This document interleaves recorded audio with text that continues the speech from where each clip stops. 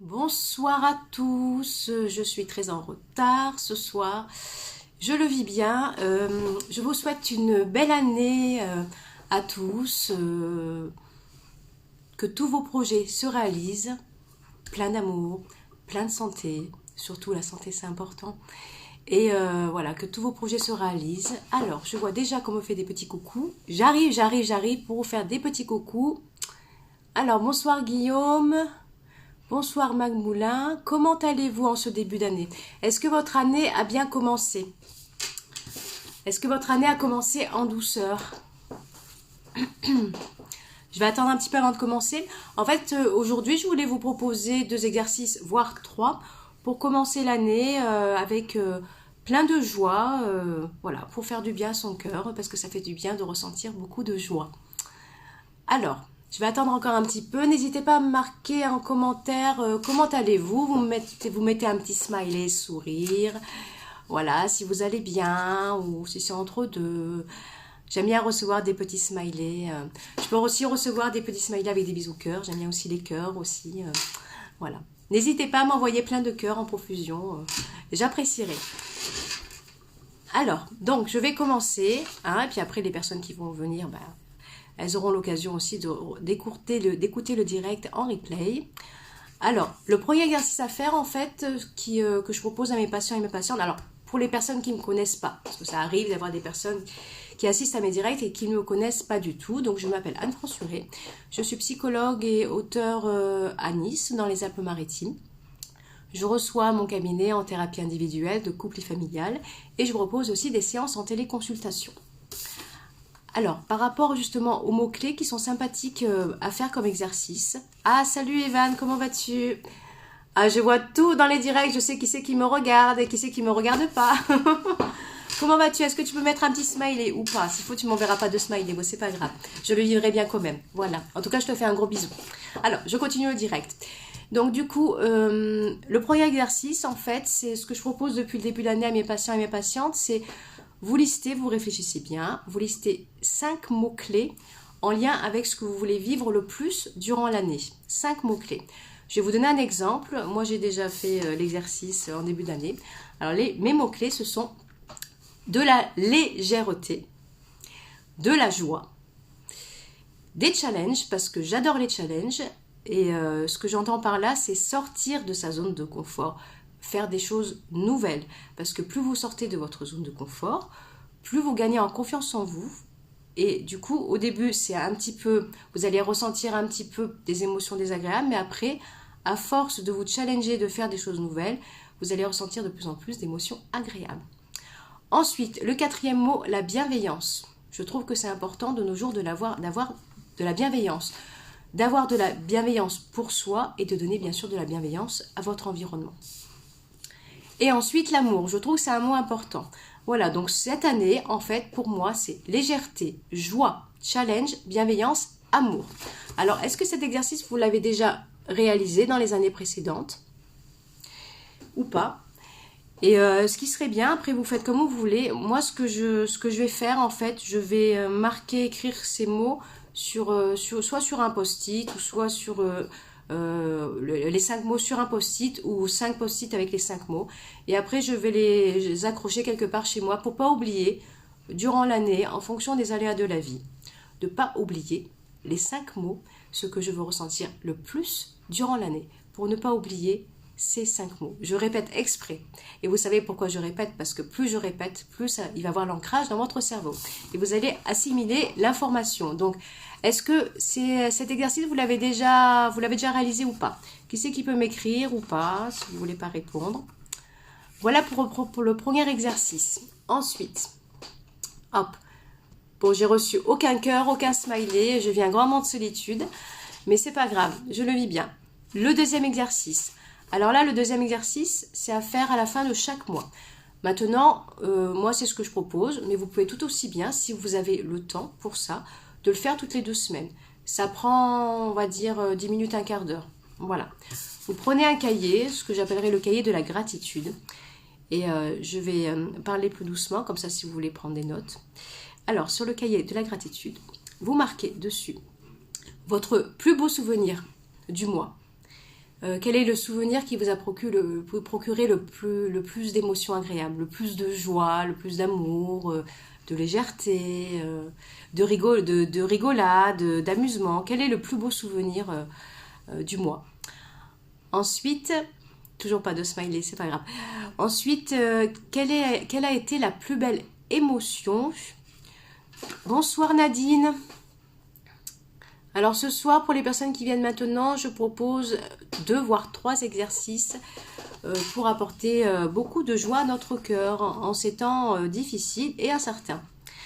Alors ensuite, la plus belle émotion, je l'ai dit, la musique qui vous a le plus accompagné durant le mois.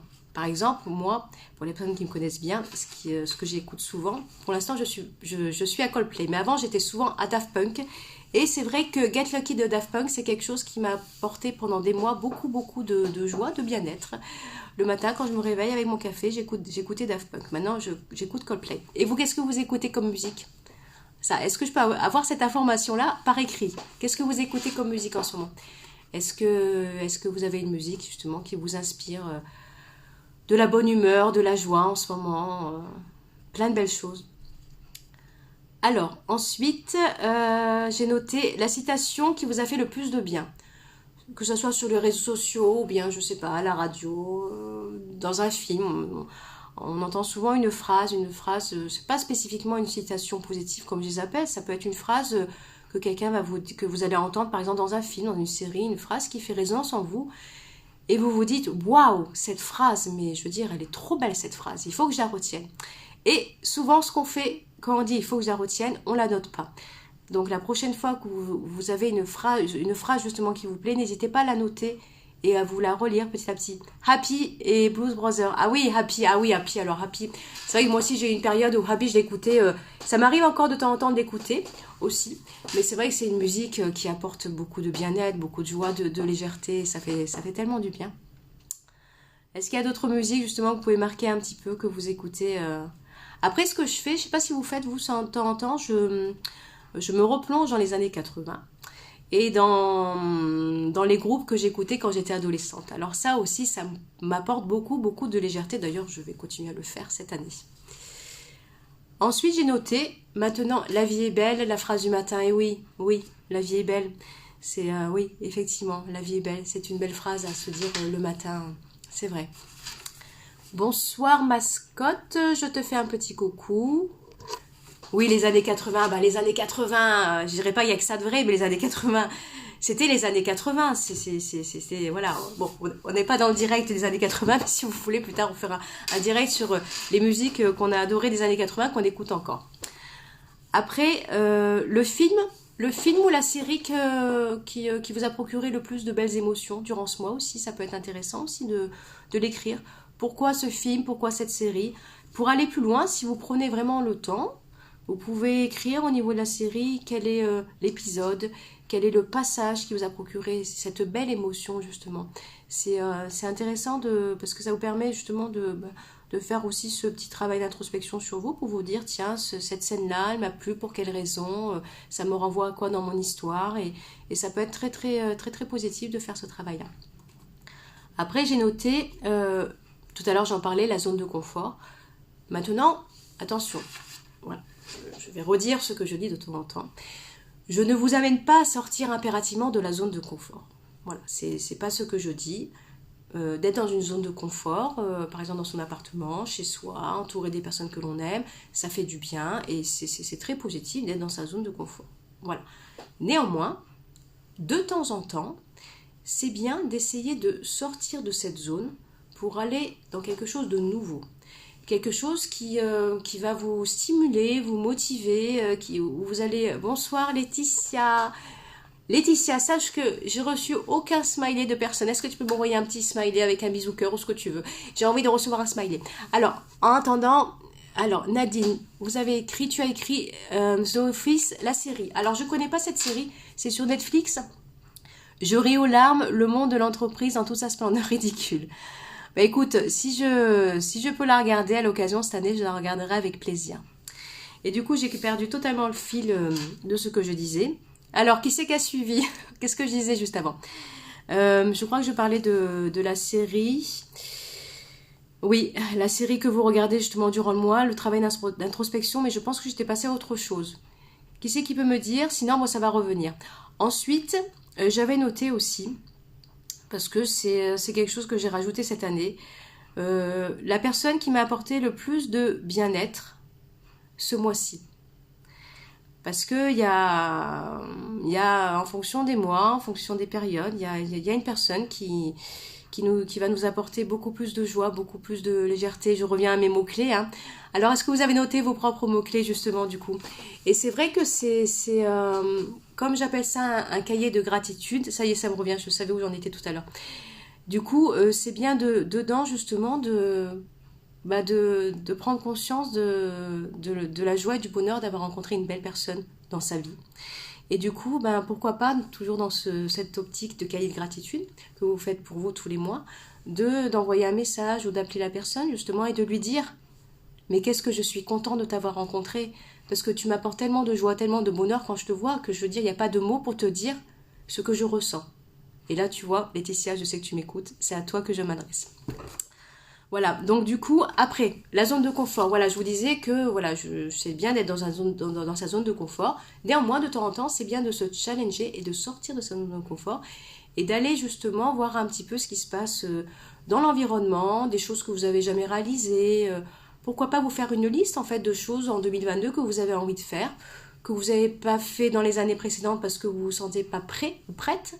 Et vous vous dites, tiens, c'est le moment, pourquoi pas de me challenger, de faire telle ou telle chose. Et après, la cerise sur le gâteau, c'est que ça va renforcer votre estime de vous, votre confiance en vous. Et du coup, par habitude, parce que votre cerveau a besoin d'habitude, notre cerveau a besoin d'habitude justement pour se challenger et pour continuer justement à créer de nouvelles habitudes. Du coup, vous allez avoir envie, comme vous allez réussir, parce que je suis convaincue que vous allez réussir. Du coup, vous allez avoir envie de vous challenger pour faire justement d'autres choses pour sortir de cette zone de confort. Après, vous retournez dans votre zone de confort. Voilà. Et après, de temps en temps, tous les mois, vous vous challengez pour faire quelque chose de nouveau. Et puis après, quelque chose de nouveau, ça peut être au niveau de votre travail aussi. Hein. Des fois, on peut être un peu... quand on a les mêmes exercices, les mêmes choses à faire tous les jours, on peut se dire, tiens, à un moment donné, je m'ennuie un peu à mon travail, j'ai envie de faire quelque chose de nouveau. Donc pourquoi pas vous challenger pour demander par exemple à votre patron, votre patronne, moi j'ai besoin de plus de responsabilités parce que là, le travail, je vous donne un exemple, ce que je fais depuis 3 ans, je le connais par cœur, moi j'ai envie de me stimuler avec autre chose, donc qu'est-ce que je pourrais faire de plus? J'ai ça comme compétence, et ça c'est aussi un moyen de sortir de sa zone de confort et de faire quelque chose en plus dans votre travail. Et la cerise sur le gâteau, ce que je vous souhaite, c'est que vous allez peut-être gagner plus d'argent aussi, ce qui n'est pas plus mal. Alors, je fais des coucous entre-temps. Ah, ça y est. Merci Laetitia, merci Nadine pour les petits smileys. Je suis très fan des petits smileys, ça me procure beaucoup de joie, beaucoup d'amour de recevoir des petits smileys. Et oui, la zone de confort, voilà Nadine, je pense que ça te parle. Après, voilà pour ce cahier de gratitude. Et en fait, pour aller plus loin par rapport à ce cahier de gratitude, encore une fois, si vous avez le temps, si vous avez l'envie, hein, voilà, c'est vous qui décidez. Il y a des personnes, ce qu'elles font, elles ont ce cahier de gratitude et tous les soirs, avant de s'endormir, elles notent 3 choses. 3 choses qu'elles ont vécues durant la journée qui ont procuré beaucoup de gratitude. Et c'est quelque chose en plus, la cerise sur le gâteau, qui vous permet de bien dormir. Et moi, je te remercie aussi. Alors, séquence émotion, je reprends. Donc, un petit bonus, voilà, parce que c'est le début de l'année, puis j'avais envie de vous faire un 3e exercice. Alors, le 3e exercice, c'est vraiment tout simple à faire. Le tout, c'est de vous arrêter sur... je reprends un peu les citations positives que je vous parlais tout à l'heure. Du coup, de lister, par exemple, 10 phrases. Comme je vous ai expliqué, hein, ça peut être une série, un film, un échange avec quelqu'un qui vous a dit une phrase. Ça peut être même une phrase super rigolote qui vous a amusé, où vous vous êtes dit, mon Dieu, cette phrase, il faut que je la note. Et là aussi, quand on dit ce genre de choses, généralement, on oublie de la noter. Donc, vous le dites, vous prenez un stylo et vous notez ou vous enregistrez sur votre téléphone portable la phrase qui vous amuse. Ça peut être une phrase très très amusante. C'est pas automatiquement une phrase remplie de sagesse et de positivité, mais ça peut être une phrase qui vous a beaucoup amusé. Alors, je regarde en même temps ce que vous avez marqué. Bonsoir Bruno et bonne année à toi, plein de bonnes choses. Alors, Nadine, c'est génial le cahier de gratitude et oui, le relire procure beaucoup de plaisir, tout à fait, c'est ça en fait. L'objectif aussi après, c'est de de pouvoir prendre le temps de relire. Et tous les mois, dans l'exemple que je vous avais donné, l'exercice, c'est de, par exemple, vous faites à la fin du mois de janvier, à la fin du mois de février, vous relisez justement ce que vous avez marqué pour le mois de janvier et vous refaites justement la liste des questions et des réponses pour le mois de février. Et ça, c'est sympathique aussi de pouvoir se relire. Pareil pour le cahier, si vous notez 3 choses agréables qui vous ont procuré de la gratitude, de le relire si vous avez le temps tous les soirs, mais c'est mieux. Parce que du coup, votre cerveau, il enregistre plein de positivité. Et plus il enregistre de la positivité, plus il est détendu. Et plus il sécrète les hormones du bien-être. Et puis il se sent bien. Et c'est ce qu'il faut. Et puis il ressent de la joie. Alors, je vais faire un petit coucou. Alors, si je parle trop vite, vous me dites, parce que ça m'arrive de temps en temps de m'emballer et de parler trop vite. Alors, ce que je vais faire par rapport aux citations, aux phrases, je vais vous montrer, je vais vous lire en fait, je vais essayer de lire doucement les 10 phrases de mon livre Stop à la soumission, je m'affirme et je dis non, qui sont à la fin du livre en fait. En fait, je propose des conclusions originales avec des citations positives. Alors, si elles ne vous plaisent pas, bah vous passez. Si elles vous plaisent, pourquoi pas justement les noter. Hein, ça peut vous donner des idées. Alors, la première. Accepte, je pense que vous devez la connaître. Accepte ce qui est. Laisse aller ce qui était. Et confiance en ce qui sera. Moi, j'adore cette phrase. Accomplis chaque acte de ta vie comme s'il devait être le dernier. Croyez en vos rêves et ils se réaliseront. Peut-être. Croyez en vous et ils se réaliseront sûrement. Quand la vie te donne une centaine de raisons de pleurer, montre-lui que tu en as 1000 de sourires. Les gagnants cherchent des moyens, les perdants des excuses. Alors ça, c'est Émile Coué. Vous devez connaître, je pense. Tous les jours, à tout point de vue, je vais de mieux en mieux. Même les jours où vous n'avez pas l'impression d'aller mieux, le fait de vous le dire, bah voilà, c'est l'ancrage, hein, je veux dire quelque chose de positif. Du coup, bah, ça va vous faire du bien de vous dire tous les jours, à tout point de vue, je vais de mieux en mieux. Au fur et à mesure que je modifie mes pensées, mon cheminement de pensée, le monde autour de moi se transforme. Qu'est-ce que vous en pensez de cette phrase? On sait qu'on est sur la bonne voie quand on n'a plus envie de se retourner. Qu'est-ce que vous en pensez? Moi, je suis tout à fait d'accord avec cette phrase. J'ai plus envie de me retourner. Et enfin, la dernière, j'ai décidé d'être heureux parce que c'est bon pour la santé. Mais oui, effectivement. Tout à fait. Alors, je voulais terminer en fait, avant de rentrer chez moi et de retrouver mon petit chat et mon petit chien, de vous faire un petit rappel sur les livres de développement personnel hein, pour les personnes qui me connaissent depuis pas longtemps. Donc, le premier, je vous l'ai montré. Stop à la soumission, c'est une collection Stop aux éditions Maya. Stop à la soumission, une collection dédiée. Je m'affirme et je dis non. Le deuxième de la collection, c'est le Stop à la culpabilité. Je m'en détache et je dis non. Et ensuite, il y a, que j'ai écrit cette année, qui a été publié, donc aussi aux éditions Maya, Perdre sa mère entre vie et mort, cœur en errance. Alors si vous voulez, ce livre, ça trace les différentes étapes du deuil qu'on peut vivre quand on perd un être cher, en fait. Et en fait, je me suis inspirée du décès de ma mère qui est partie il y a longtemps, il y a plus de 25 ans. Et du coup, bon, c'est pas très joyeux en début d'année. Néanmoins, ce qui est original dans les retours que j'ai commencé à avoir dans mon livre, c'est que j'ai apporté en fait, toujours par rapport à ces citations, hein, il y a des passages, en fonction de chaque émotion que l'on peut vivre, j'ai associé une citation à se lire justement. Et en fait, l'objectif pour moi, c'est que les personnes qui perdent un être cher vont pas automatiquement voir une psychologue, vont pas automatiquement échanger avec quelqu'un de l'environnement. Il y a des personnes qui vont s'isoler et je trouve que d'avoir un livre justement qui permet de pouvoir se sentir moins seul et pouvoir comprendre ce qu'on vit quand on perd un être cher. Moi, si vous voulez, quand j'ai perdu ma mère, je ne connaissais pas les étapes du deuil du tout. J'étais pas psychologue à ce moment-là donné, j'avais 23 ans. Et j'aurais bien aimé avoir un livre justement qui trace tout cela. C'est pour ça que j'ai eu envie justement de l'écrire. Voilà, donc sachez que si jamais vous êtes intéressé par l'un des deux stops et celui-là, vous m'envoyez un petit message privé, je peux vous faire un tarif préférentiel. Sachez que je ne vous rajouterai pas de frais de port, ils seront gratuits. Alors, Nadine, j'adore, merci pour le rappel de ces jolies phrases, mais je t'en prie. Bonsoir Aline, je te fais un petit coucou. Alors, au niveau des retours que j'ai eu par rapport à ces deux stops, sachez que J'ai mis plus de temps que prévu. J'ai le 3e stop qui va sortir cette année. C'est Stop à la perversion. Donc c'est un gros pavé. C'est pour ça que j'ai pris plus de temps. Donc je prends le temps justement d'affiner chaque chapitre. Voilà. Parce que c'est important pour moi de le faire. Et comme chaque livre. Et du coup, en fait, ce que les lecteurs et lectrices aiment bien dans mes livres, c'est que bon, déjà, le livre est en couleur. C'est toujours agréable d'avoir un livre en couleur. Il y a mon petit personnage, en fait, qui vous suit à chaque étape. En fait, il est ici. Et à chaque étape, en fait, chaque exercice, en fait, il vous propose un rituel, un exercice, des actions de coaching en psychologie positive. Et vous avez aussi à la fin un récapitulatif de toutes les actions que vous allez réaliser durant le livre. Et ce qui est important aussi, vous avez aussi un cahier de bord, c'est que dans mes livres, en fait, j'ai voulu associer en fait la théorie et la pratique. Parce que je trouve qu'un livre où il n'y a que de la théorie, c'est bien, mais la théorie, à un moment donné, le cerveau, il lit, il enregistre, et après, au fil du temps, voilà, c'est pas qu'il va tout oublier, mais il y a des notions qu'il va mettre de côté, voilà. Tandis que si dans un livre, vous avez la théorie et la pratique, du coup, je vous amène à faire des exercices dans l'action, dans l'instant T, au moment donné où vous lisez le livre, vous allez être dans l'action et faire l'exercice. Donc du coup, vous allez faire ce travail d'introspection.